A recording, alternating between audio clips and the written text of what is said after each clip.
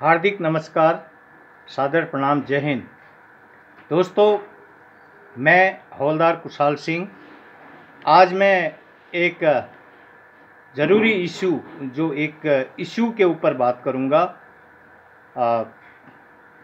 वह इशू है झूठ, छल कपट, भ्रष्टाचार, क्रूरता, अन्याय, तुष्टीकरण की मानसिकता। फिर बता रहा हूँ, झूठ, छल कपट, भ्रष्टाचार, क्रूरता, अन्याय और स्वार्थ की मानसिकता। आप सभी लोग जानते हैं, जब देश का प्रधानमंत्री देश की जो व्यवस्थाओं में समय पर जरूरी सुधार और परिवर्तन और बदलाव लाकर देश को ऊंचाई में ले जाने की सोच रखता हो, लेकिन फिर भी देश की जनता के साथ समय पर सही न्याय नहीं हो पा रहा हो, तो हमें क्या करना चाहिए? तो हमें करना चाहिए कि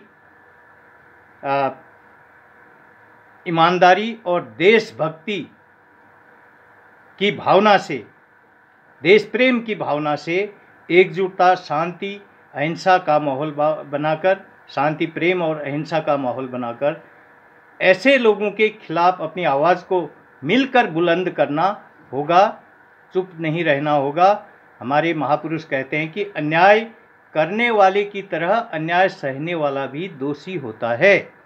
दोस्तों, जब लगता है एक सोसाइटी या एक पार्टी द्वारा समय पर अगर किसी विषय पर जायज़ न्याय नहीं हो पा रहा है, तो दूसरी सोसाइटी और दूसरी पार्टी बनाने की ज़रूरत होती है।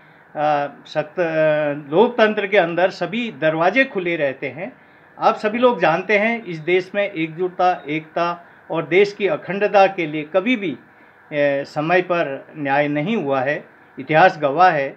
हमारे अपने ही लोगों ने इस देश को उनके अंदर देशभक्ति की भावना और ईमानदारी की भावना की कमी के कारण अंधकार में भटकाकर धोखा दिया है। स्वार्थ के कारण ये इतिहास गवाह है। इसलिए कभी भी इस देश में जो है तुष्टीकरण करके, जो अन्याय करके, छल कपट करके, कभी हैदर अली लूट के ले गया, सभी को पता है, हैदर अली आपने पढ़ा होगा इतिहास में।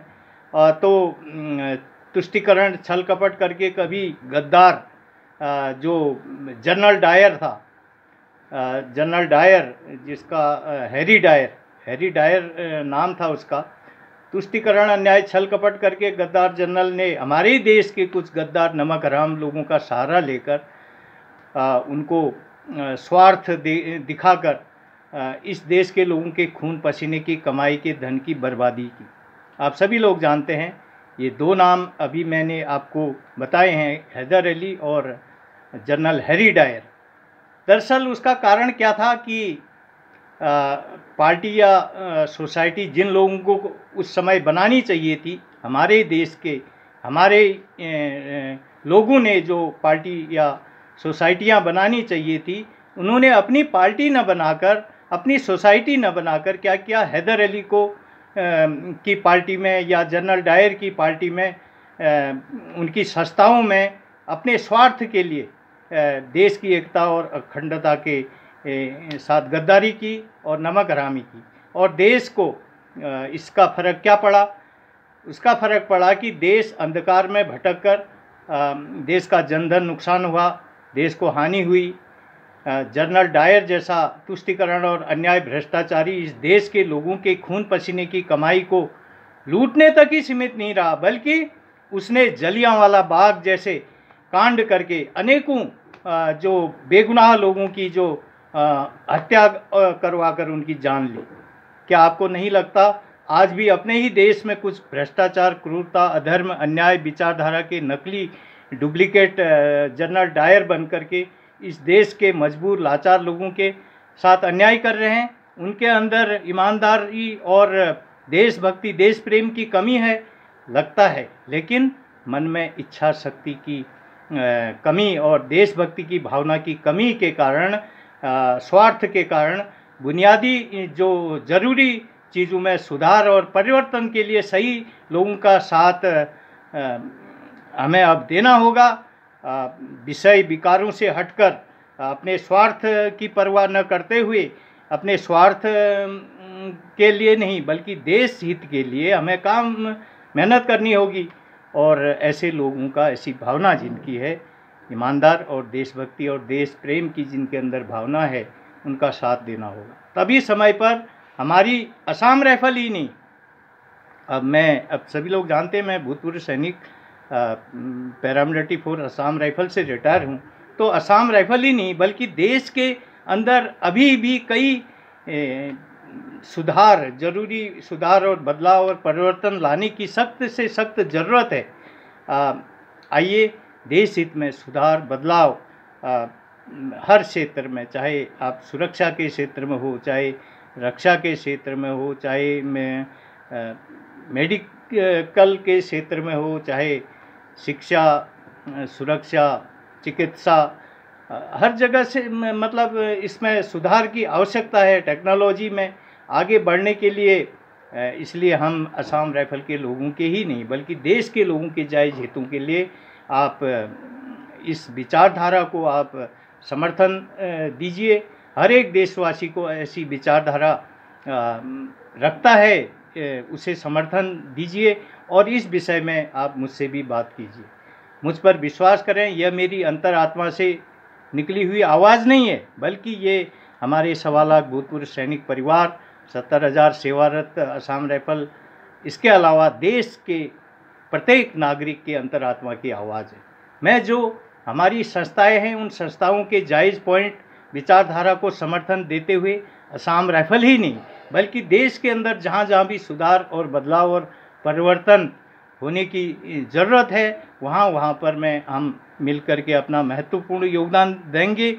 और देश के जो प्रधानमंत्री जी हैं जिनकी विचारधारा है कि देश ऊंचाइयों में पहुँचे, देश के अंदर जो है जो भी कमियां हैं, कमजोरियां हैं, जो भी चीज़ है उनमें सुधार ला करके उनको ठीक करके जो है जो रिफॉर्म, परफॉर्म और ट्रांसफॉर्म की जो उनकी सोच है, विचारधारा है, हम उसमें बहुत बड़ी उनकी मदद कर सकते हैं। देश को के हर एक नागरिक को, हर एक देश के सभी लोगों के लिए हमें जो है सभी लोगों के जायज़ हितों का हमें ध्यान रखना होगा और तभी हमारी समस्याओं का समाधान होने से फ़ायदा होगा।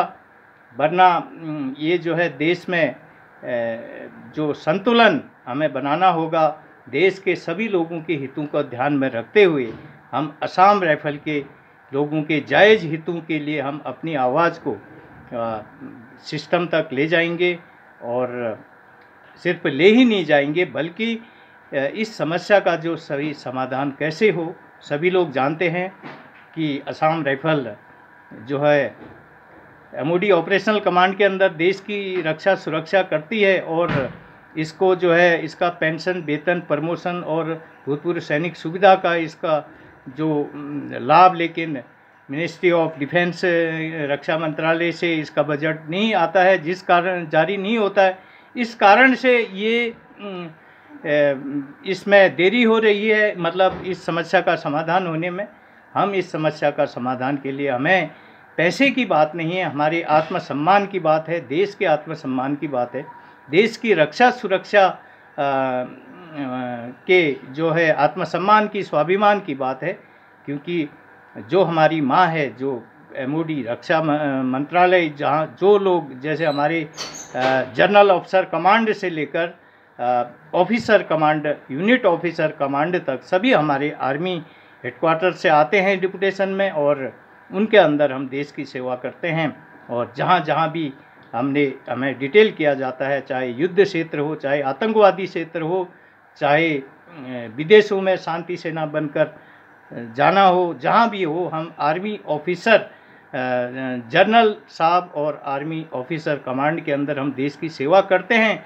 तो हम चाहते हैं कि उन्हीं के उसी मंत्रालय के माध्यम से हमारा पेंशन, वेतन, प्रमोशन और भूतपूर्व सैनिक सुविधा का लाभ मिले। पैसा जो संवैधानिक और लोकतांत्रिक और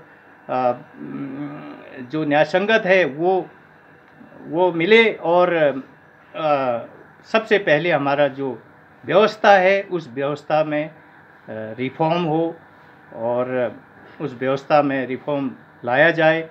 मैं देश के प्रधानमंत्री जी और गृह मंत्री जी, देश के रक्षा मंत्री जी और देश के जो सुरक्षा कमेटी है, देश की जो CCS है, कैबिनेट कमेटी है, और जो NSA लोग हैं, जो नेशनल सिक्योरिटी एडवाइज़र हैं, और सभी लोगों से और जो राज्य जो मंत्री हैं, जो इस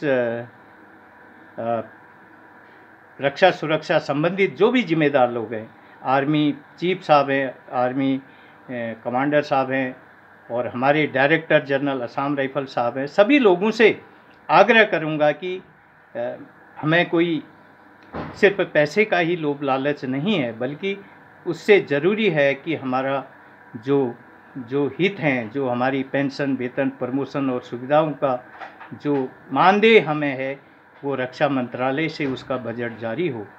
और भले ही हमारा जो एडमिनिस्ट्रेटिव बजट भी अगर संभव होता है तो उसको भी वहाँ से लिया जाए। अगर ऐसा संभव नहीं है, एडमिनिस्ट्रेटिव जो बजट है उसको गृह मंत्रालय में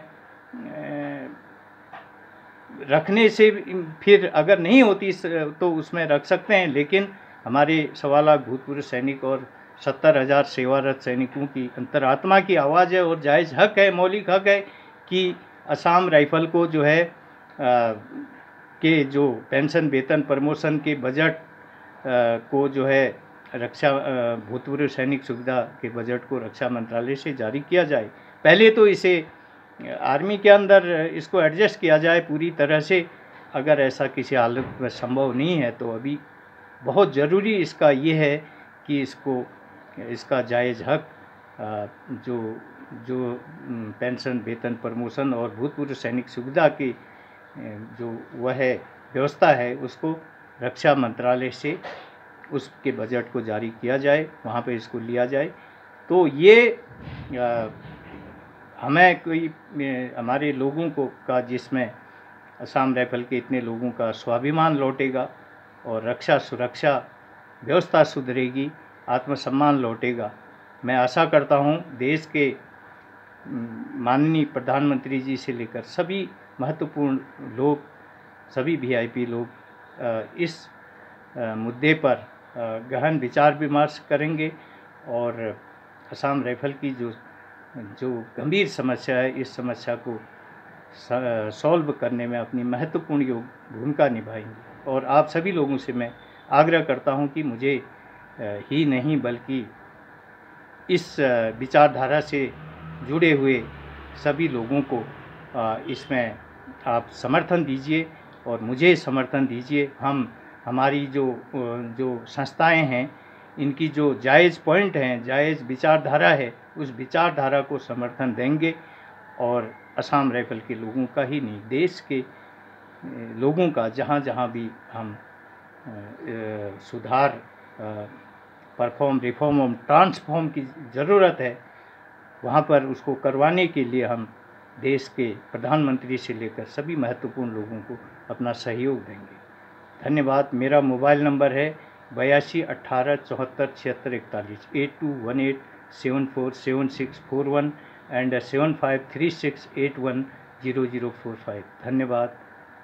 जय हिंद।